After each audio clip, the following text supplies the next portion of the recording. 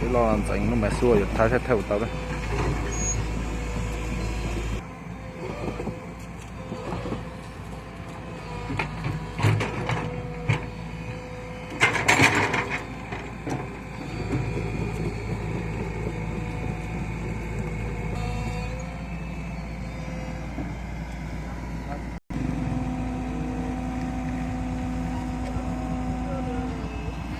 nó cái to đâu thì tao rồi vẫn là cồn đá vẫn là hai cha nọ xưa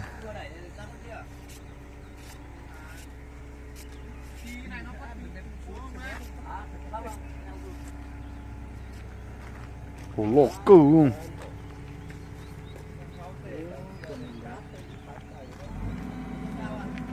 cũng mà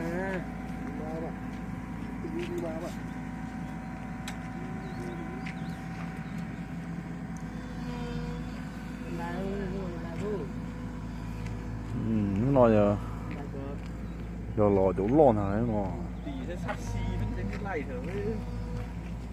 là nó im chuẩn mát đây mà vẫn có đấy phải là quá phải mít đi chừng gì cũng đi bốn cái tê thì nhỏ còn bắt cổ nằm lướt dây kia phải bay đấy đấy này không lười đâu ăn loại máy cũng lẫn pe nô ăn loại máy nó cứ cầu nó bị lắm mà đâu tính rồi đâu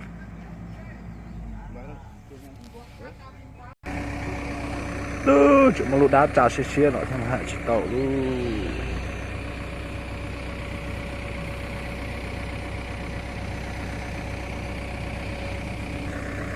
ôi chuyện nào mà giờ chỉ tàu lì ôi nhiều mua xe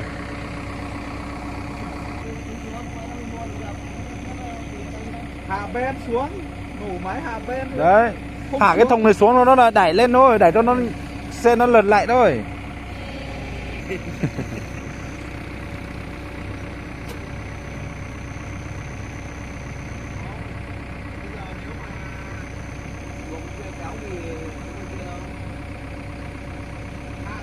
nếu mà cho máy kéo xuống được ô lọc kia bị tất tả rồi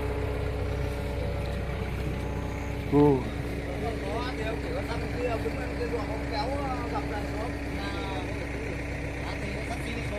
tên thì giờ cũng thảo chứ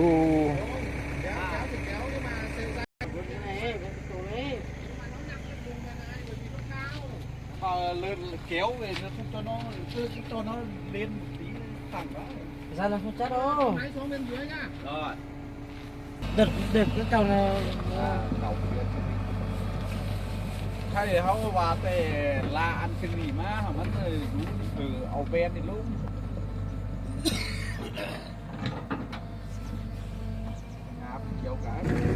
từ lầu nó giờ lầu nó lại ra giờ lầu nó lầu thế không mà chụp một cái chứ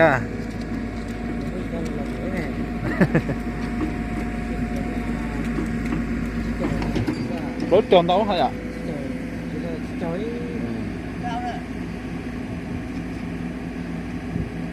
bây giờ sẽ công ty nữa là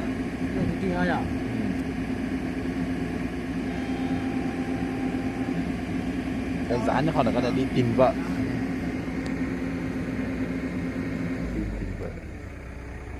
rất cao hay không đi vào dân à rất cao hay không hả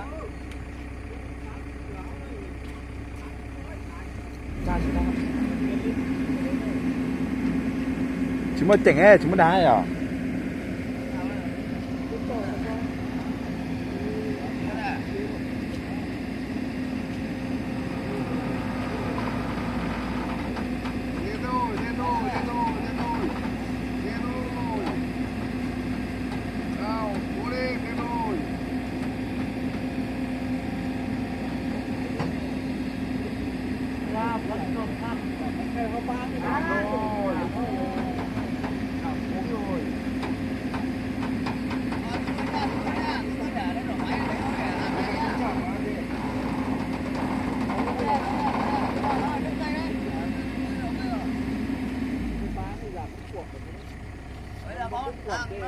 lại kéo chè bắt đầu lên, đúng không?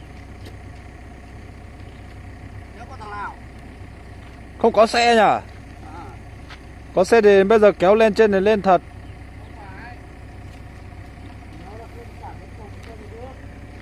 Bây giờ mà cho các nó vào kéo thêm được cái đầu lên không? Nó chạm cái bụng của nó rồi. Nhưng mà nó không bây giờ bỏ ra nó lại đổ xuống ấy. Có thể nó giữ thôi nhỉ. Bây giờ Bây giờ tôi hai bên nhá, tôi hai bên nhá. có thằng kia sang rồi đây. Đó, đúng rồi, đúng rồi. May quá. À.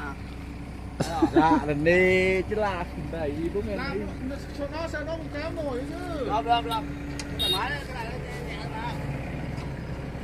Mua thế rồi. Tay này. Ôi trời ơi, tí kia nào thôi. Giờ trâu giò. Cái chỗ đó.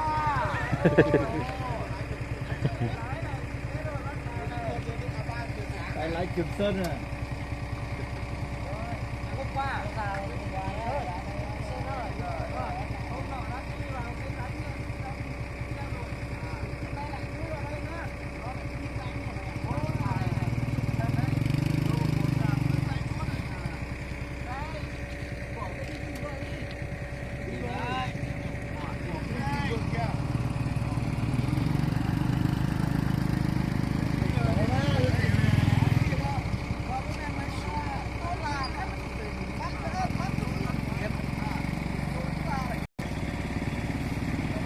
Lẩu đầu ya lại xe kiểu gì à?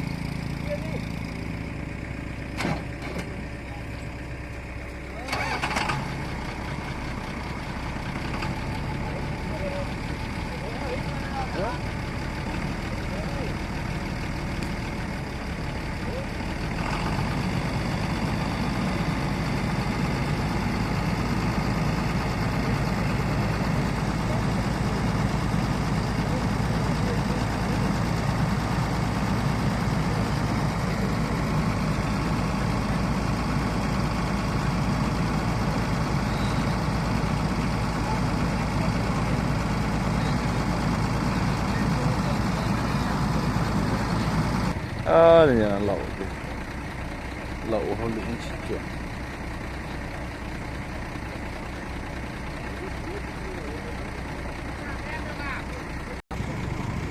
Tại xìa lối tỏ là giờ là trú này.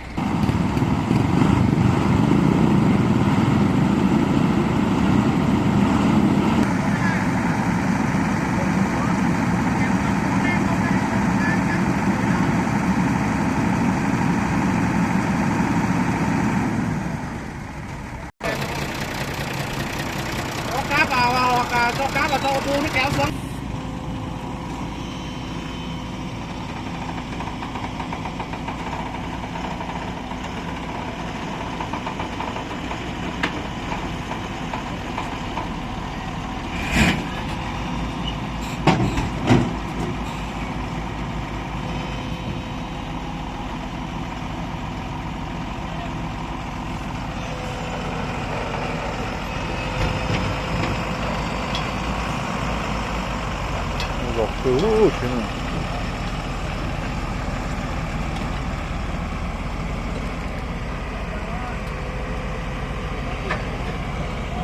Thật nhỉ. Bánh su. Ô, sẽ nó mới đỏ thật tà luôn. Quẩy nhá.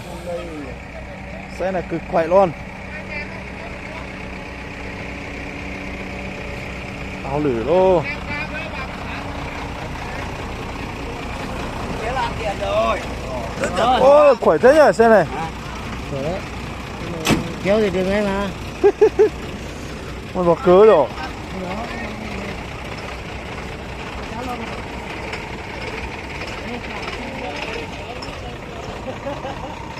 Gương từ tao á, gương nó sửa.